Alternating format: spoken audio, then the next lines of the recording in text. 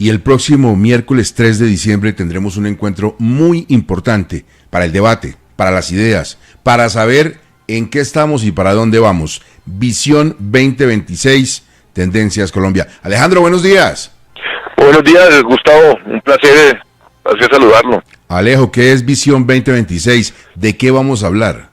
Pues mire, Gustavo, pues como sabemos, el próximo año va a ser un año definitivo en la historia de Colombia, un año marcado por el proceso electoral, y ya todo el país está levantando cabeza y visualizando cómo va a ser, con expectativa, con algo de angustia, pero pues yo creo que con mucho compromiso.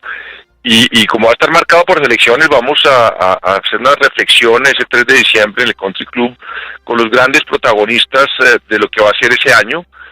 Pues por supuesto el registrador, que es el epicentro de toda la organización electoral, pero pues todos los que alrededor de él pues van a gravitar, o vamos a gravitar, porque esto no es un tema solo del Estado, sino de toda la sociedad, para tener unas elecciones pues libres y transparentes. Hablaremos, Gustavo, sobre el desafío económico de nuestro país. Estará el ministro de Hacienda, estará el presidente de los gremios. Hablaremos sobre pues el reto de la seguridad, que se ha complicado. Estará el ministro de Defensa. Habrá análisis de una gran analista como Elizabeth Dickinson de la International Crisis Group. Cómo manejar a Donald Trump, que no es menor. También lo hablaremos. La nueva geopolítica regional con Luis Alberto Moreno, el presidente del BID. En fin, Gustavo, va a ser un día, digamos, muy interesante, de mucho análisis, sobre todo análisis prospectivo.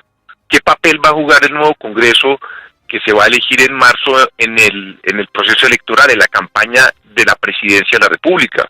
¿Cómo va a mover el tablero? En fin, van a haber muchas cosas y todo el mundo está como un poco nervioso, pero también en la expectativa. Yo creo que ese escenario nos va a dar mucho elemento de juicio para saber qué va a pasar, Gustavo. Alejandro, menciona usted como uno de los invitados al señor Registrador Nacional del Estado Civil, Hernán Penagos. Registrador, buenos días y gracias por estar en 6 AM de Caracol Radio. Gustavo, buen día, cordial saludo, gracias por la invitación. Un saludo para usted, Alejandro Espinosa, para todo el equipo de trabajo y para toda la audiencia. Señor Registrador, hoy, en este momento para usted, ¿cuál es el principal reto o preocupación de las próximas elecciones? La seguridad, la participación de la gente, la desinformación.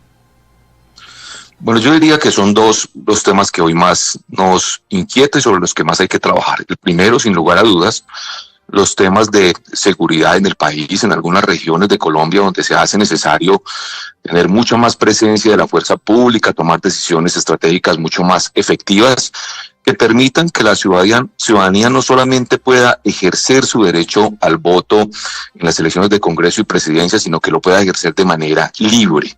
El ministro de Defensa ha señalado que son 104 los municipios en alerta roja, es decir, que requieren una estrategia especial. Ya tuvimos una reunión esta semana a instancias del procurador para hablar del plan democracia.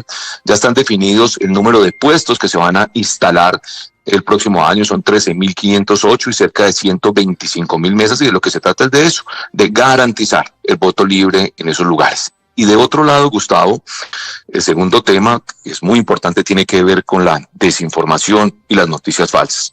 Hoy día la desinformación es una amenaza global y obviamente Colombia no se escapa de ello. Las democracias se están viendo inclusive afectadas por los fenómenos de desinformación y los datos son preocupantes. Se dice que cerca del 60% de las noticias que circulan en línea contienen información falsa.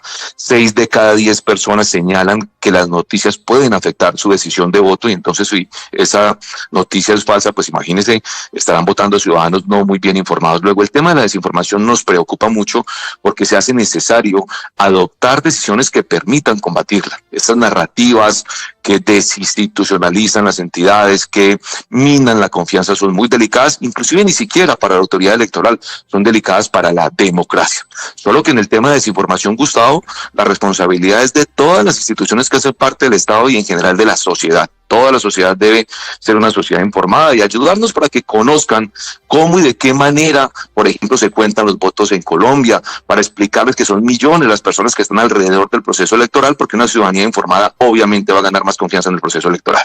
Alejandro, precisamente ese escenario que es nuestro, en buena parte de los medios, la información y esa desinformación que por lo general no es un error, sino que tiene dolo, mala intención. Pues mire, Gustavo, coincido plenamente, la desinformación es uno de los grandes retos del proceso electoral que se viene. Y ahora con la inteligencia artificial y con los deepfake, esos videos manipulados que uno no sabe si son verdad o mentira. Por ejemplo, en Eslovaquia, en Europa, tuvieron que volver a hacer las elecciones porque salieron unos videos en el último minuto que cambiaron el resultado electoral. Hemos visto cómo la mayoría de los procesos electorales, el 80% de los procesos electorales, están siendo intervenidos o manipulados de diferente manera en el voto. La gente quiere influir en el voto, pues porque a todo el mundo le llega al celular todo tipo de información, y ahí pues primero los medios de comunicación jugamos un papel determinante de ser unas fuentes confiables de información, estar muy alertas a todas las noticias falsas. Creo que pues toda la comunicación, digamos, aquí hay que comunicar muchísimo más. Creo que el trabajo que ha hecho el registrador ha sido un trabajo de concientización importantísimo de cómo permanentemente está en todos los escenarios. Pues, aquí lo tenemos y aquí debe salir para otro lado, y todo el día está tirando línea de cuáles son, digamos, los temas a tener en cuenta, de cómo, digamos, cuál es la información que debe tener la ciudadanía para votar mejor. Pero aquí también hay una gran responsabilidad pues de las grandes tecnológicas para que con herramientas puedan detectar toda esta información manipulada y falsa que circula en redes, que a veces es muy difícil de que un ciudadano común se dé cuenta, ¿no? Aquí, por ejemplo, en Estados Unidos y en Brasil están promoviendo regulaciones y leyes para que se etiqueten los contenidos generados por la inteligencia artificial y haya una distinción, porque hoy en día ya no sabemos absolutamente dónde están las fronteras de qué es humano, qué es inteligencia artificial, qué es cierto, qué no es cierto. Entonces, digamos que estamos en un mundo donde eso pues puede llevar a que las sociedades tomen decisiones sobre información falsa, y eso es muy grave para una democracia, y por eso nosotros como periodistas, Gustavo, tenemos una responsabilidad importante en ese proceso. En este Visión 2026 de Prisa Media, con la participación de todos nuestros equipos de Caracol Radio, de nuestros hermanos de la W Radio, del País América, registrador, seguramente uno de los temas centrales va a ser la gente al margen de la ley, que va a ejercer unas presiones indebidas en los electores. ¿Cómo estarán blindadas las elecciones para esta gente?